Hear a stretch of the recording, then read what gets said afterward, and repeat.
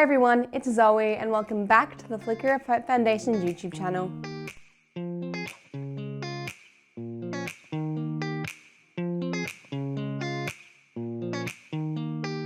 Okay, so today I've got two very special guests. Today I'm joined by Professor Anthony Hannan from the Florey Institute of Neuroscience and Mental Health, and Dr. Sonali Reisinger, also from the Florey Institute of Neuroscience and Mental Health. Well, thank you for joining me today. So can you please explain what the research you're doing is all about? Yes, well, it's wonderful to have you here, Zoe, and we're so deeply grateful for the support of the Flicker of Hope Foundation.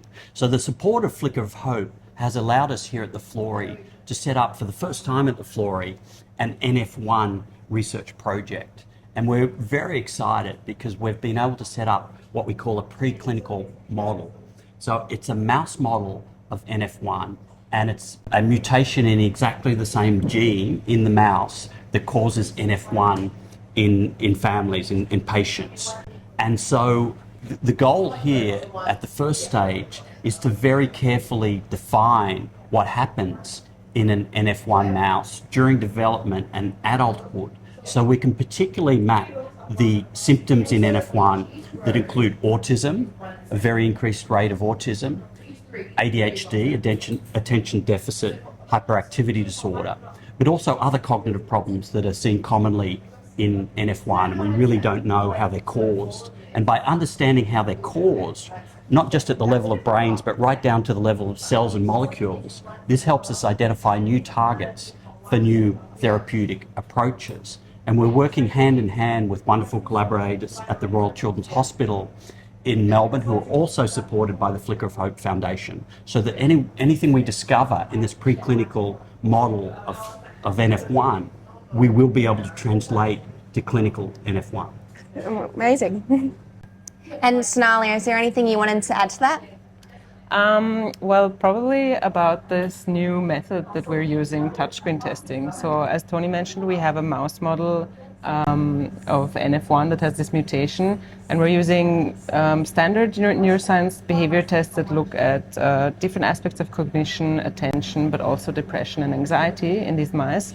But what we're also doing, which is really novel, is using touchscreen tests. So you might know that nowadays in patients, most tests are carried out in these sort of tablet touchscreens, and recently there's been developments in mouse behavioral testing that can use these very similar tests to look at subtle changes in attention. And so we're using these tests to hopefully figure out whether these mice are showing similar deficits as patients do, and then we can use these tests to in preclinical trials as well, and hopefully be able to translate them more easily to the patient population. Oh, amazing. So how will this research help people living with NF? That's a great question, Zoe, and that's really our focus with this Flicker of Hope Foundation support. We're totally focused on helping patients and their families with NF1. So by having a very accurate mouse model, keeping in mind that mice, just like humans, are mammals, so even though they have very small brains, all of the parts that we have in our brain are present in the mouse brain, they're just a lot smaller. But also their genetics is over 95% similar to human genetics. So that NF1 gene in mouse is extremely similar to the NF1 gene in humans that's mutated, and therefore we're very confident that this mouse model is very accurate. So the way we're able to help families is, again, with our collaborators supported by Flicker of Hope at the Royal Children's Hospital, who are working with patients and their families. They have this data from clinical NF1, and they feed back information to us that we can take into our mouse model, our preclinical model of NF1. And then we can make discoveries, things that you can't do in human studies, discoveries right down at the level of molecules and cells.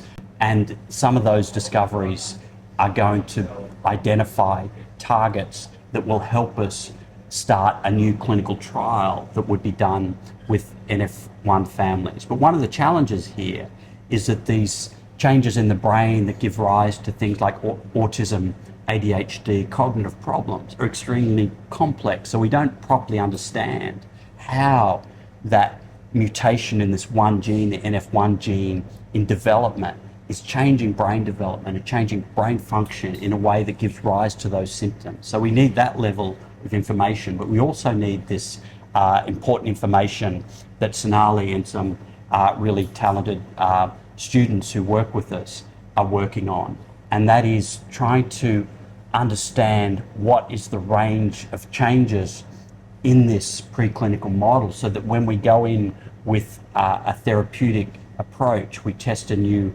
therapeutic approach, that we're able to measure whether that significantly benefits, if you like, those symptoms we see in this preclinical model of NF1. And if we do show benefits, that's then when our work that's done in this mouse model can be taken directly into a clinical trial. That would be the next step based on our discoveries in this mouse model. We're confident enough of the accuracy of that mouse model that we would be confident in saying we should design, with our colleagues at the Royal Children's Hospital, Flicker of Hope funded, design a new clinical trial based on this work. Really interesting. Yeah. Okay, so Sonali, what have you found so far during the research? Yeah, so until now we've been able to confirm and expand some of the findings in this mouse model that we have set up at the Florey that have been previously published, especially concerning cognitive deficits in the mice, as well as autistic-like behavior. So that's really reflecting the phenotype that's seen in patients, or the symptoms, I should say, seen in patients. And we're still waiting on the touchscreen results. These are really time-consuming experiments, but I'm hoping we'll have results for those. That will be really exciting in a couple of months. And one of the other big findings that we had was that we found that the brains in these mice are actually enlarged or heavier than the control group. And this is really interesting because it's a really common symptom seen in NF1 patients via MRI scans, and it's still not really known how that relates to behavior and cognition and attentional difficulties. So we're hoping to follow this finding up, and really in mice we're able to look a bit more deeply, as Tony says, at the level of cells and molecules, and be able to find out what mechanism this is based on, and hopefully target this kind of brain enlargement in future therapies. Amazing. Well, thank you so much for joining me today.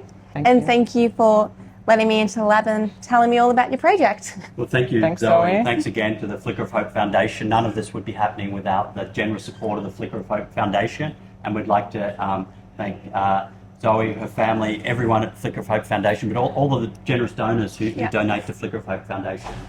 You're making this medical research happen, and you're ultimately going to improve the lives of families with NF1. Okay, thank you so much for watching today's video. I really hope you enjoyed it, and I hope you learned something new. As always, please remember to like, comment and subscribe. And of course, all of our social media links are in the description box below. So our Facebook, our Instagram and our website. Thank you for watching, and I'll see you next time.